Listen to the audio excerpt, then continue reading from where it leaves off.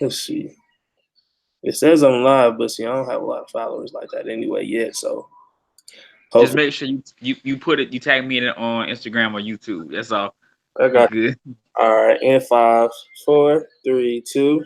What's going on, everybody? Welcome to Big Will Knows Wrestling, coming to you episode 14, 15, 16. I don't even know at this point. It's been going on so long. But I have a special guest for you guys today. I had to go all the way back to my Benedict College days. I had to go find my old friend from the marching, Benedict Marching BOD. I can't remember how it's called right now. I'm excited. But I got my friend, my brother from another mother, my church brother, my brother, Gus Rivers, ladies and gentlemen. Gus, say something to the camera, man. Hey, how y'all doing this evening? How y'all doing? It is a pleasure. It's an honor to be here on my brother's podcast, man. I'm excited. We're going to talk about some great wrestling topics. If you agree or disagree, feel free to, drop a comment. I'm going to debate with anybody, hear anybody out with some sense. So let's have some fun. Make sure you put your Instagram name out there, though, because what we don't want is it to come on my Instagram. Okay, my bad, my bad. My Instagram, my Instagram name is G Drummer underscore 1993. Lowercase G, the word drummer underscore 1993 on Instagram. And for those that are going to follow him on Instagram, he may have some videos up of him jumping down. See, he used to get down on the set, really good on the set. See, when he was in the band, he played the tenor drum. See, I'm giving your background information now. He was on the Here we tenor go with drum. this. I think he could play any drum that he wanted to play. But I'm happy It's for him. off. He just became the band director of, I don't even, what's the school now, man? What school is that? Dooley County, Georgia. County, Georgia. Bro, see, I only see, that's how I don't even know where that at. you It's know, Southwest Georgia, man. It's a small county in between Macon, which is middle Georgia, and Albany. And you know me, man. I'm from South Carolina, so y'all Georgia boys, I'm learning how y'all operate and get down and move. look, bro, until you just said something, I didn't even know Dooley County even existed, bro. I'm gonna keep it 100 with you, man. Got you. But real quick though, tell me a little bit about your wrestling background. Like, how long have you been a fan? I've been a fan since I can remember, man. My father was the one that turned me on to wrestling.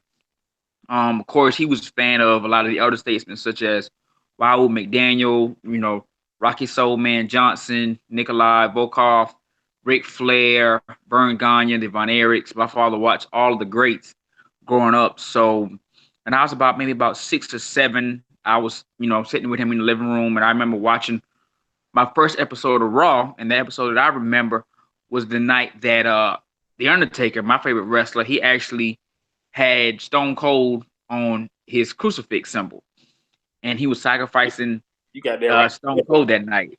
So yeah, that was one of the first Raws that I remember just off the top of my head that captivated me, and ever since then, man, I've been hooked. I went back and brought a lot of DVDs. Like half of my collection is WWE. I can't even lie. So yeah, all of that in one, man. All in one. And so one day, the next time you're on my episode, another episode, hopefully we can keep this thing going for a long time. He's a busy man. I'm not gonna put his business out there, but he's a hard worker. So when he gets a chance, I'm gonna try to bring him on. So, but Gotcha. every time you come on, you got to show that collection, though. You got to show that collection. But Okay, we're I gonna get will. we're gonna get into a couple of things now. So one thing we're gonna talk about is Raw and SmackDown because we Okay. like one thing I say about Gus, he watches Raw and SmackDown religiously. Sometimes I watch it. I may fall asleep at 10 o'clock if it's boring and wake back up and have to rewind and figure out what I just watched. But I'm gonna keep it 100 with you. I know Gus watches it religiously, but got a couple topics I want to talk to you about. So Gus, real quick, before I get into the topics, tell me what your high point of Raw was. And SmackDown, if you don't mind. SmackDown, as far as this week goes, Goldberg's promo. Goldberg's His promo. his promo this week I was very proud of. Raw, I felt like Brock Lesnar, his assault on Seth Rollins was to me the focal point of the show. Furthermore, man, I believe Taker, I don't know what their issues were behind the scenes, but I feel as if Taker didn't get enough airtime. And if you watch his promo, on live TV, you can see the copyright hit the screen before he could finish his entire promo. And last night on SmackDown, they showed the entire thing, including his infamous "Rest in Peace" catchphrase. So to me, that pinpointed uh, a big error as far as timing goes. It's like, okay, I understand you have to get your commercials out. I understand that, that's an obligation. However, Taker didn't get to fully promote the match the way he probably would like. Don't get me wrong, he delivered, his promo perfectly, but he just was not allotted enough time. And I think for a match such as Goldberg versus The Undertaker, you have to give those two superstars the proper time to promote the match. Now, what him and Goldberg did last night on SmackDown Live was a great move. I think having Goldberg come to SmackDown was a brilliant move. However, I feel like Taker was cheated out of time, and it was beyond his control, of course. So, I believe the match is going to be monumental, going to be epic. But for me, Goldberg's promo on SmackDown last night and Monday Night Raw, Brock's assault, and I'm not a big Brock fan, but he made a statement, an emphatic statement, shall I say. All right, so to piggyback off of, I'm gonna get back to, you got two topics on me, so I'm gonna try to respond. Okay, my bad. No, great, because this is what we want. We don't need no script, man. We gotta structure this thing. So the Brock Lesnar thing. Now, first of all, I know you're not a fan of Brock Lesnar. I'm not a fan of Brock Lesnar. No, I'll say this. I was a fan of Brock Lesnar when Suplex City was building up, but once that thing started tearing down and it started turning to him beating up everybody and he wasn't on air no more, I'm like, bro, I'm low key not a fan of this Brock Lesnar. But Beatbox Brock Party, I'm feeling that. I was loving it so much. But see, I said this. I forgot who I said it to. It was somebody else who does a podcast. I wasn't on it, but I just made a comment. I said Brock Lesnar. He low key, they really low key could have put him off TV and made that irrelevant, but they didn't do it. Like all they had to do was reveal the Brock Lesnar the clause, and then boom, he wouldn't be on TV again until there's nothing else to him to do except cash in the contract. But they didn't do that. It's just they said, oh well, he's gonna cash in next week. I'm like, what are you doing? Why? Why would you do that? You just had this man off the air. He was not finna come back, and then out of nowhere, you tell him to cash in. You tell him he's gonna cash in the contract on Monday. I was like, WWE, your booking is terrible right now. But to get back to the Undertaker Goldberg. Now, granted, like I noticed that thing too, and it kind of reminded me of when I think it was a pay-per-view for WCW back in the day. I think it was Goldberg versus Sting or Goldberg versus I can't remember who it was, but I know it was a Goldberg match. And I saw this on the Monday Night Wars, but I remember this when it was happening. I was a baby, but the pay-per-view match got cut off in the middle of the pay-per-view. Like they had like 6 minutes left, and then all of a sudden, boom, the pay-per-view cut off, so you couldn't watch the show. Right. So then what had to happen was they had to replay it the next day, and a lot of people were like really upset about that. And like, I just paid my money, the match ended, now you're gonna show it for free on the air, which is a downfall of WCW, but that's a whole nother discussion. But me personally, I like the promo Goldberg did too. But the only problem with that is that's not the match that I want to see. Now, I love Goldberg. Goldberg is a pillar of the Monday Night Wars. I appreciate you, Goldberg. I know you from Georgia. I know you in Atlanta. So please don't beat me up when you see me. But I'm just gonna keep it 1,000 with you. There's no way that it's not Undertaker versus Sting right now. I'm sorry. Maybe, what I'm saying, I know Sting is 55, 56 years old. Undertaker pushing 50. But there's just no way Sting and the Undertaker has not happened yet. So it's hard for me to get excited for a match with Goldberg and the Undertaker when it should be Sting and the Undertaker. Well, okay. Let me stop you right there.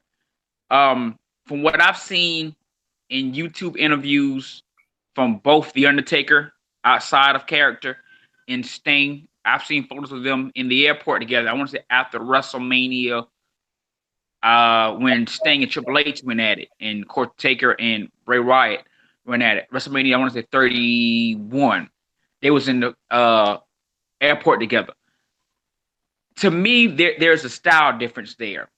And even though Sting is the icon, he's coming into another company.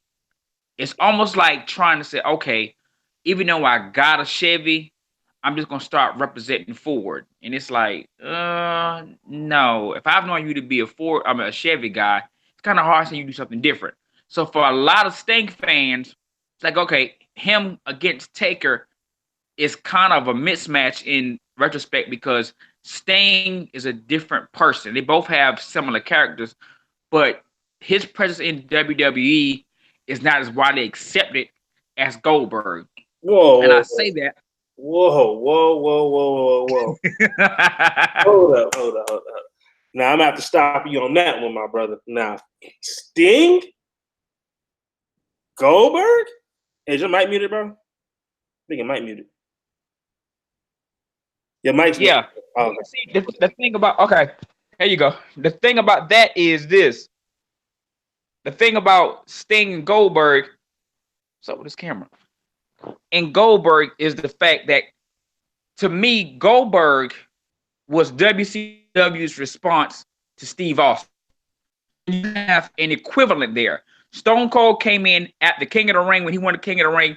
From that point on, Austin 316 was on the ascension. So you have somebody here that started a revolution and led the charge. WCW needed somebody to do the same thing. Sting reinvented himself, and I'm not saying Sting would not draw crowds to the arena, because he will. He still has that marketable ability. But when you look at the context of two of the most undefeated babyface all-time greats, not dissing Sting, because I'm a huge Sting fan. I love Sting back when he was in the 80s. He was a colorful Sting, flat top California Sting. However, you got to listen to the audience. And I could tell from the Triple H and Sting match at WrestleMania 31, the audience was kind of like 50-50 between the two, but it was a style difference there. You can kind of see that. It's like, let's go back to the Monday Night Wars. It's funny that you mentioned that. WrestleMania 8. Okay, originally it was Ric Flair versus Hulk Hogan. Okay. Former WWE president, rest in peace, Jack Tunney, he said, no, we want to do a double main event. Hogan versus Warrior, and then Macho Man versus Flair. So even though Flair was still part of WCW, the fans didn't easily accept him in the WWE at the time as much as they did somebody else. So if the audience doesn't accept you, let's be honest, Vince not gonna book you. And I'm not saying Sting don't listen. I'm not saying Sting doesn't have that power, but I'm just saying there is a difference. And I'm gonna go on record and say this: if you watch the Monday Night War DVD, Tommy Dreamer said this, and I quote: he said, "I asked Sting one time why he never came to WWE, and he said he was afraid that they wouldn't make him Sting." And he said he got that. Ric Flair has been said it, according to an interview, and saying, "Hey man, I told Sting to come over to WWE full time, but he had a level of comfort, making a decent amount of money. He didn't want to come over." So seeing Sting versus Taker, I would love to see it. It needs to come to fruition. I just don't see it happening in the near future. I'll say that's my opinion. I'll say this though. What one thing you point out was you said that Goldberg was the response to who? Stone Cold. Okay, so now I don't know. You watched the Monday Night Wars DVD, but did you watch the Monday Night Wars episode that was on WWE Network, which is $9.99 right now, and you get a free pay-per-view? Cheap plug. Did you watch that? Did you watch that one though? Stupid. Did you watch that one though? Because in that I did. When they did. So what did they call Sting and the Undertaker? What were they? You mean before? Okay, they were called the cornerstones of the company. Yeah, they were the pillowstones of the company. So that means that you got like you have the Undertaker now who evolved with time with his character. He came, the Ministry of Darkness, the Unholy Alliance, and all that. But you had Sting. Now Sting was a character of his own. Then he changed the era to try to match the Monday Night, to try to get into like not get with NWO, but like the new attitude, as you would say, the new attitude of WCW. He changed his character a little bit to make it better. Like me personally, that's why I said it needs to be Sting and the Undertaker because they are the foundations of the company. Granted, WCW closed, and Sting said he didn't want to go WWE because he didn't want to change. Which is right. You don't want like Sting. Sting does not need to change who his character is. So he did. He took the right path. But my thing is this: The Undertaker versus Goldberg is not what true down the earth WCW WWF fans want to see.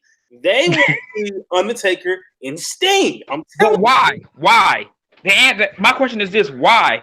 Why would you want to see that kind of matchup when you're talking about Goldberg and Taker been wanting for years? I mean, you said that for years. So when you talk, people have been wanting that matchup for years. Taker and Goldberg. Taker and Goldberg.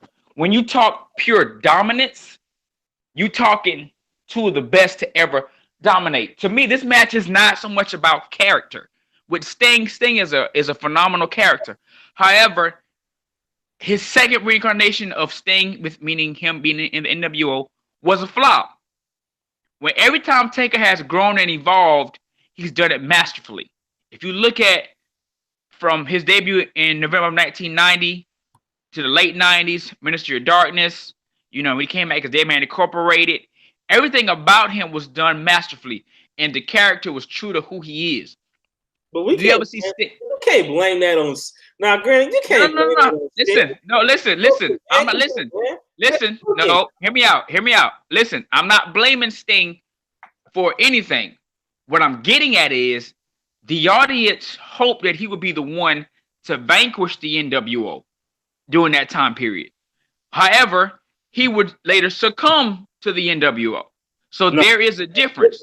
That's different. He came to the NWO when they split into two different factions when they became. But still, you gotta remember, by this time, we're talking late 1998, early 1999. By this time, the audience is growing tired of WCW.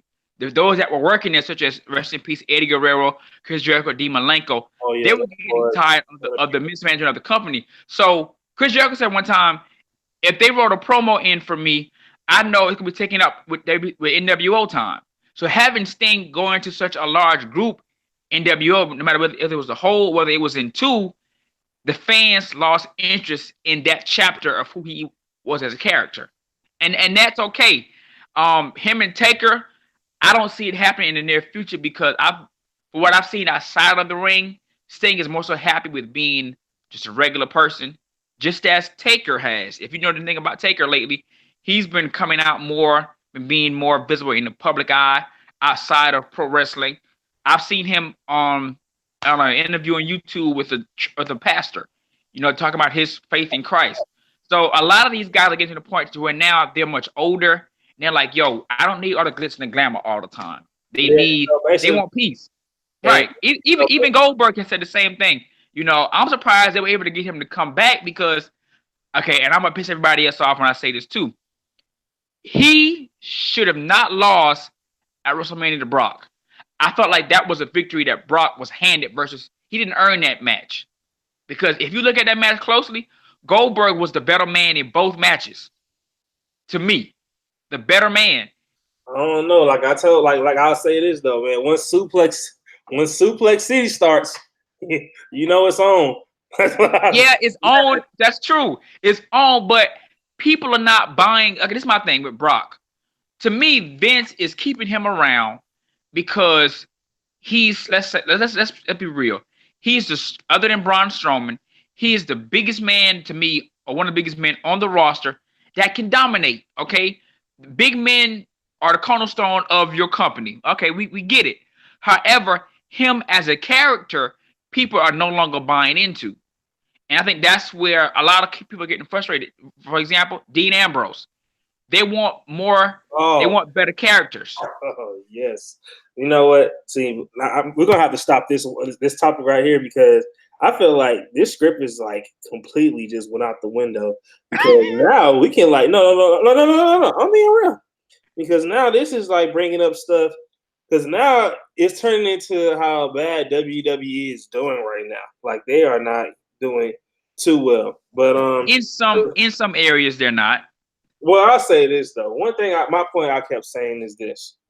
Now I had to learn this. We have to enjoy wrestling. Like you know what I'm saying. You have to keep Mhm. watching both. Let's see how WWE counters AEW or whatever. You know, but one thing you said is this: Vince is relying too much on all his old talent. Like you know what I'm saying. And I say this because enough. No disrespect. Now, if Brock Lesnar wants to keep doing professional wrestling, he wants to keep showing up. That's fine. You know what I'm saying. But I understand why Brock's not on TV as much because really, if it wasn't for Brock Lesnar, a lot of people wouldn't get work. Like, because one time, everybody was thinking, oh, he went through Samoa Joe, he went through Braun Strowman. I don't even know who else he wrestled. Then virtually the last person was Roman Reigns. Nobody thought you would ever see Brock versus Seth, Brock versus Finn. You know what I'm saying? Brock versus Daniel Bryan, Brock versus AJ Styles. Nobody thought they would see those matches. You know. But my thing is Mhm. this: like Brock has held the title, the Universal title, for like almost a year and a half. Like literally held it hostage for like a year and some change. Won the title back just to drop it to Seth Rollins because that's who they're trying to build behind because of Roman Reigns' situation. We all know what it is, ladies and gentlemen. Right, right. I was saying like the reason why he probably don't put Brock on TV so much because all he's gonna do is come. What he's gonna do? Come out every week. Paul Heyman cuts a promo about you know what I'm saying. He's excellent cutting promos. I mean, I love to hear Paul Heyman's voice every day if I could. But I mean, Not like me. like that's it. Like you know what I'm saying. Brock's not gonna. Who is Brock gonna fight on Raw every week? You gonna what? Let him fight the Lucha House Party? You gonna let him fight cruiserweights? You gonna have him? No, that's why Brock is not on TV. And a lot of Well, okay. people, he's not on TV. But I'll say this though: if he's not on TV, he does not need to hold the title. That's different. Well, okay. Hold on. Let me go ahead and say this. You got to keep in mind too. Tradition in wrestling is that when you have a title match at a pay per view, that is the headliner. That is the show closer. Um, Having Brock on TV, I agree, weekly serves no purpose. I'm definitely with that. Having him as champion is all about money. And much as I don't agree with Vince's tactics, I understand because he has it figured out. Like Ed said, the guy he's been doing it long enough. He has it figured out. I feel like Brock as champion is a good look, but it's now becoming repetitive. It's predictable. Like for example, the Money in the Bank finish. From what I heard, that was a last minute change. He was brought in, like they flew him in Sunday, and they just tell him, okay, you're gonna go out there and grab the briefcase. Like before the show started, Yeah, a because lot of last minute changes. I swear Right, I read and online like Ali. That's what I kept hearing. right, right, and I've heard that WrestleMania this year, him and Seth Rollins, that happened because he threw a fit backstage with him and Vince. And when he threw a fit at Vince, Vince said, okay, well, just go on. Go on out there and have your match first. We'll keep it moving. So this guy is throwing his weight around and he's just like doing whatever he want to do. It's like, okay, do whatever you want to do, but is it really beneficial to the company? Now, you look at somebody like Roman Reigns and Seth Rollins, they deserve to be champions. You look at when when Reigns was out, battling his illness, and then you see the preview of the movie with him and his cousin The Rock. Okay, I don't mind that. But if I'm gonna call you my champion, I need you to be there consistently. Now, like you said, Brock does not have an equal. I agree with that. But I will say this: he does not need to hold that belt for an extended period of time. And I felt Well, like them letting him win. feel like it needs to be like how it was.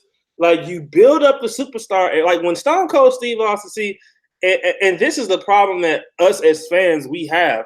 We like to harper back, like Vince likes to likes to make us harper back to the Attitude Era. But like when like you remember, they had a bunch of champions: The Rock, Shawn Michaels, Bret Hart, Stone Cold. Sometime in the mix, it may not be WrestleMania, but in the mix, The Undertaker will win a title, Triple H win a title.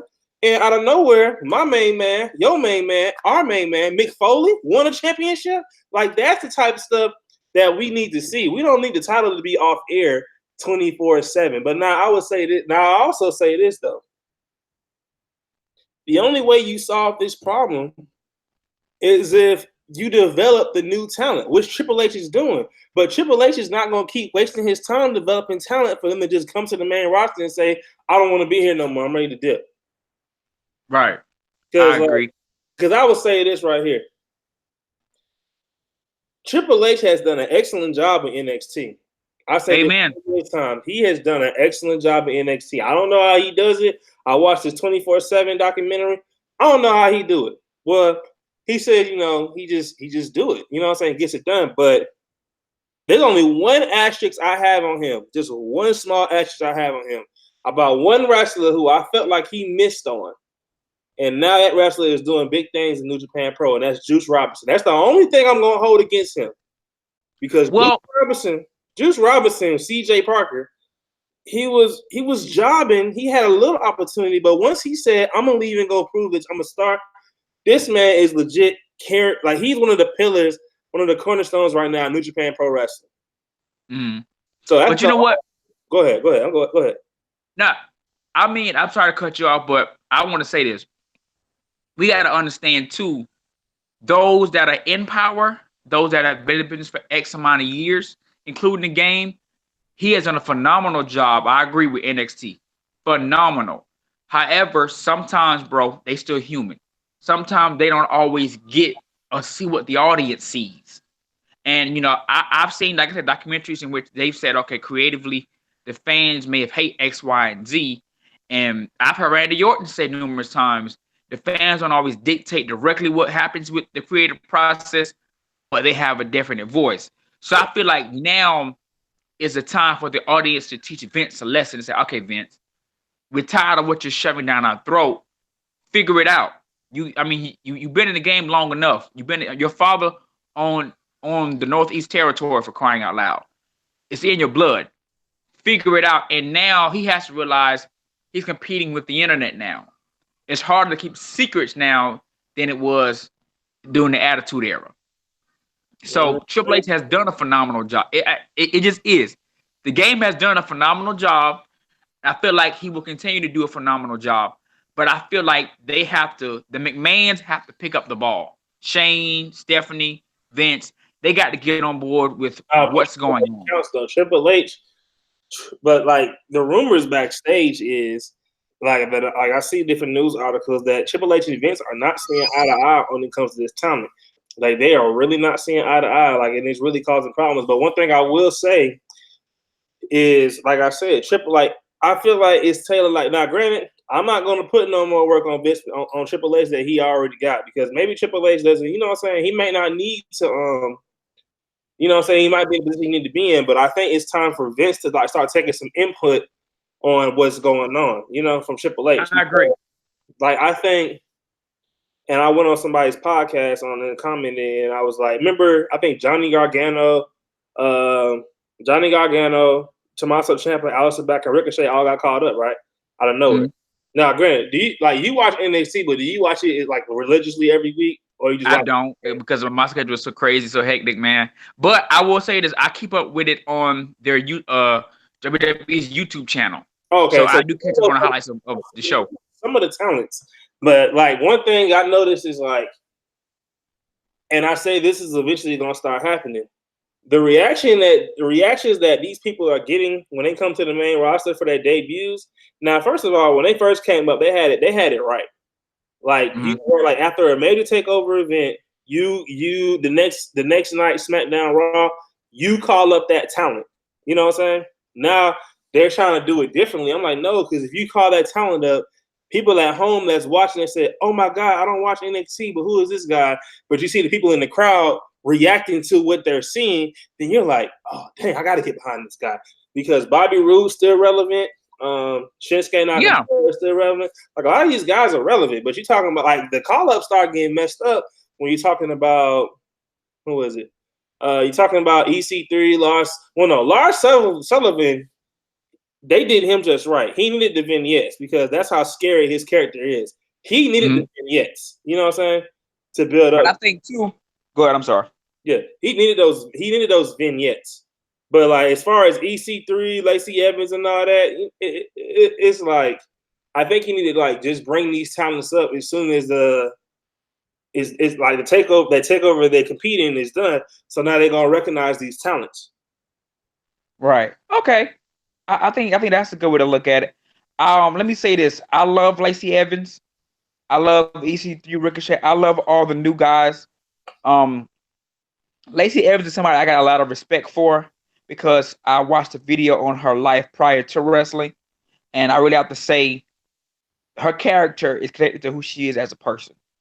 So that's what's gonna propel her in the women's division. And the women right now are killing everything they put their hands on. Say what you want about whomever, even Alexa Bliss.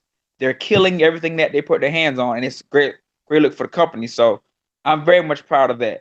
But I feel like the wild card rule is really killing that. Now, I mean, that's a whole other. No, because I mean, like, okay, what's the point of a brand split, and you gonna have a wild card, and then you add a wild card rule because, and this is the point I would say this.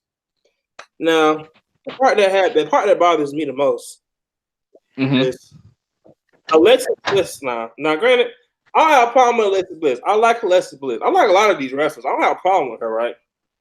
But she is she's on Raw, a Raw superstar, going for the SmackDown title. Why? Now, I don't usually go to my handy dandy phone, but I'm going to see if I can pull up this SmackDown women's roster right here. Because I'm going to make the point of why I'm having the issue that I'm having. Because it doesn't seem right. Because I'm gonna tell you who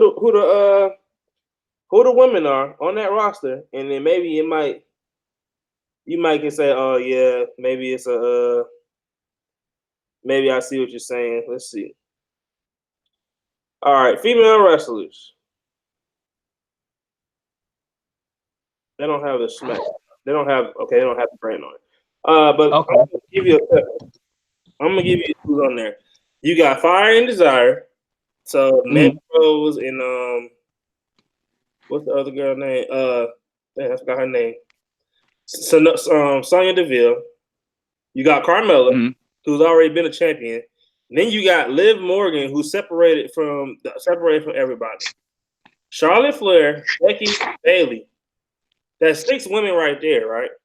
Right. And it's not counting maybe Tamina, who might have got moved to SmackDown or low, but she's out because she's injured. Right. You know what I'm saying? But in that mix, I said, oh, and the Iconics. So in the mix, we see Charlotte on both brands. Mm-hmm. We see Becky starting to stay on one brand on the main event show. I like that. You have Liv Morgan. Oh, I'm sorry, Ember Moon. Liv Morgan, Ember Moon, Sonya Deville, Mandy Rose, who have not been champions, right? So you mean to tell me, do you feel like your best money maker is, oh, let's bring Alexa Bliss over here so she can challenge Bayley? That's already been done. Becky Lynch already beat Bayley. I mean, I'm sorry. Already beat Bayley. It's already been done. You didn't want Charlotte versus Bayley because that's already been a rivalry, and Carmella. So that means you have 4 female superstars legit that can challenge Bayley to give you new matches, and you don't do it. Well, like I said, this is back to the talent pool type thing. Vince and those have to kind of get on board with what's going on because the fans are starting to just let their voice be known, man. And the reality of it is Alexa Bliss much as you may not like her, the Oh, audience. it's a bliss. She's No, fine. no, no, no. That's what I'm getting at. And I mean, this could be for anybody that's gonna watch this. Alexa Bliss has a following, good, bad, or indifferent. There are women out there that like her character because she represents a certain type of female. So of course she has a legion of fans. So if I'm Vince, I kind of see why they're doing what they do. However, they need to diversify the women. Each show need to have a woman that's the pillar of that show. I think Becky being dual champion was great for a pay-per-view, but you spread her too thin.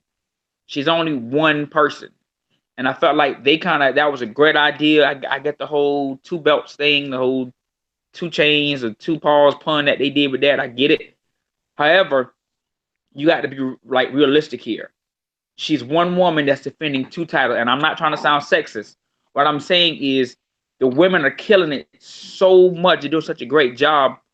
Don't spread them. Don't burn your superstars out. Let them be on each show. Let them have a pillar of each show.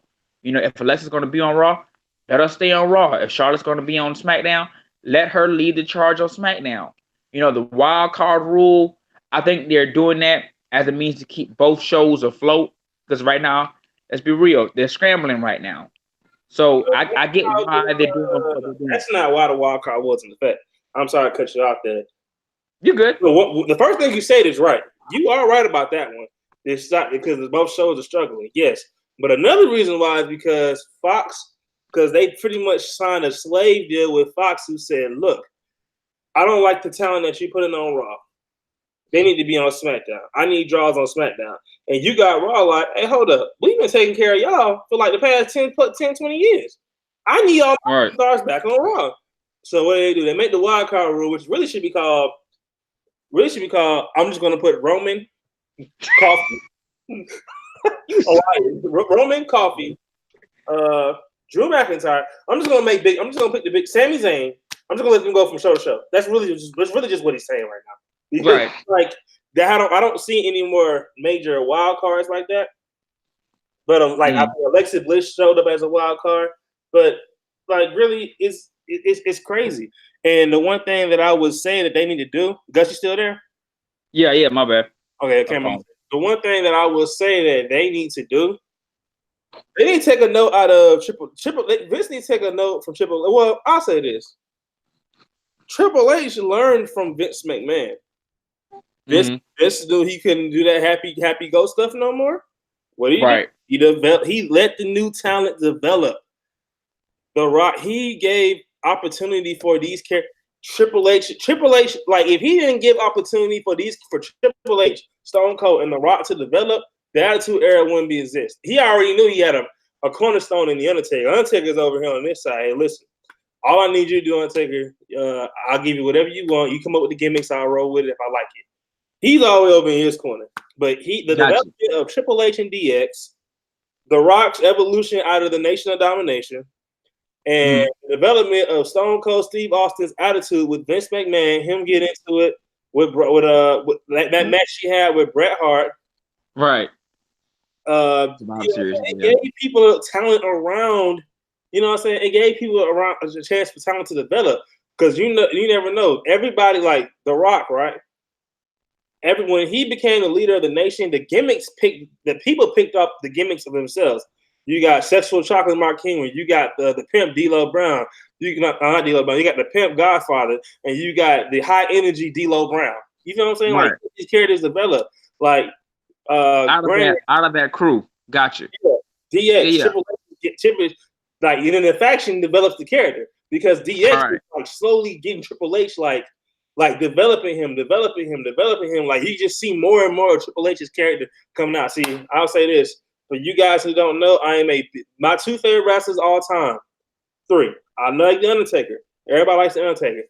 But I'm a school of the game. Like if I decide to become a professional wrestler, I am a school of the game. Triple H is my favorite wrestler of all time. So, this man knows the business. He knows how to sell. It's nothing Triple H can't do. He lets people go over. He is a student of the game. And he is. Yeah, and my next favorite wrestler is Mark Henry. I don't care what nobody got to say. Maybe because I'm a big black guy just like him, but I don't care. My favorite character, my favorite is Mark Henry. He's entertaining. But back to the story at hand. You just got to see those characters develop over time. So he needs to let characters develop. Now, I agree. I totally agree with that. Maybe like, listen. Now, granted, you got Lars Sullivan and EC3 that just called up, right? Now, granted, he may not. I think he just doesn't like EC3 as a person. You know what I'm saying? EC3 gave WWE a shot and Triple H got him, but Vince just may not be a fan of EC3. And that's fair. Yeah. Cut him a deal, let him go on his way. But I think he's starting to give Lars Sullivan a chance because Lars Sullivan, he's like, okay, big guy, 6'3", can move a little bit. You know what I'm saying? Like when you see, like if you see Lars Sullivan wrestle, like I challenge you, when you get off my off air with me, we get done with this show, go watch Lars Sullivan wrestle. Just watch it. And I promise you, be like, oh yeah, you got some little athleticism. Matter of fact, go watch the match between him and Killian Day. Or you can go watch that ladder match. Like he was doing things in the ladder match that most big people don't do. So, gotcha. If you watch Lars Sullivan and just watch him wrestle, then you'll understand. Like, yeah, he may be something like Lars Sullivan. I'm not trying to be comparison, but everybody knows Braun Strowman is compared to who? You stupid. I'm being real. Who is Braun Strowman compared to? I would have to say Mark Henry or Brock Lesnar. No, it ain't. It's Big Show. Okay. Now that I can see. Compared to. Now Lars Sullivan. Lars Sullivan. I can see that. Name somebody that's the exact same size, has the brute strength, that can take on 3 people at one time. I go, okay. I can see that. I'm gonna say this here, then I gotta go because I gotta go chase the twins. But let me say this. I'm sorry, y'all. I'm daddy and daddy mode always. I'm gonna say this. I feel like the game has done a phenomenal job of being a creator and a molder of talent. I feel like the WWE right now is going through a dry spell. Some things by force, some things by choice. And furthermore, I think Vince will find his footing again. I think AEW wrestling is the shot in the arm that he needs to get his act together. Because let's be real. This man he's had 18 years to pretty much rule the roost. Yes, you had TNA, and they were doing some great things, but he hasn't not really had like throat crushing competition since WCW. I'm gonna stop you right there because this is my last thing too. Because I'm gonna let you go because I want to go eat and all this stuff. You know, bet. But first of all, this has been a really good show. I'm enjoying this, but I'm gonna say this right here. I'm gonna leave it at this. I am not against, but before anybody comes down on my throat, comes and chokes me out, I am not against all elite wrestling. I'm cool with the elite. I don't want to cuss. I roll with the elite. I have all the shirts but the Young Bucks shirt, which I'm working on getting right now. But if you really want to get technical, they only had one match where they had, 2 matches where they had talent that we have never seen before. Well, 3 or 4. You know what I'm saying? Right. Who were the main draws? Cody and Dustin, WWE talent. Chris Jericho, CW, WWE talent, New Japan Pro, TNA, wherever he went. They don't have any homegrown stars. Kenny Omega was a pillar of New Japan Pro Wrestling, the Elite, Ring of Honor. And then you had the greatest tag team in the world, the Young Bucks. You take all of them off the roster, who you got? We're gonna watch the unknowns because we like the Elite, so we're gonna watch it. But if you really want to dissect it and take everything away and compare the NXT Takeover 25 card to the Double or Nothing card, see, I know you gotta go, and I gotta go. I understand, but this is the one that's bothering me. I'm like, it's not that I'm against AEW because I want AEW to succeed just like I want WWE to succeed. But your competition is not the main roster. Your competition is NXT. And as you can see right now, NXT is funneling in talent like that. Like last year, it was Aleister Black for champion going against Andrade Cien Almas. Andrade Cien Almas gone. Who else? Kairi Sane going against Shayna Baszler. Emma Moon against Shayna Baszler. And you come to this year, this past takeover, Kairi Sane versus Shayna Baszler, Bianca Belair. Like the talent is flying in. Yeah, they are Right. developing new talent. You have the same main roster draw that you got. So you really Gotta. gotta start developing this new talent because you signed all this talent, but I haven't seen that much of. I mean, granted, that's why you had the battle royal and you had the main card, but maybe you need to put this main card. You need to start developing these talents to main. Yeah, and move them up right and move them up the card. I agree. Yeah, I lost my breath on that one. But ladies and gentlemen, thanks for tuning in. I appreciate you, Gus. Are you gonna come back to the show, man? I will. Man, listen, I'm right now, I'm always on daddy duty and I'm getting ready to go out of town back to South Carolina this weekend. So I'm just doing a lot of ripping and running. But yeah, you give me a day and we'll set this up. I love this kind of interaction with the people.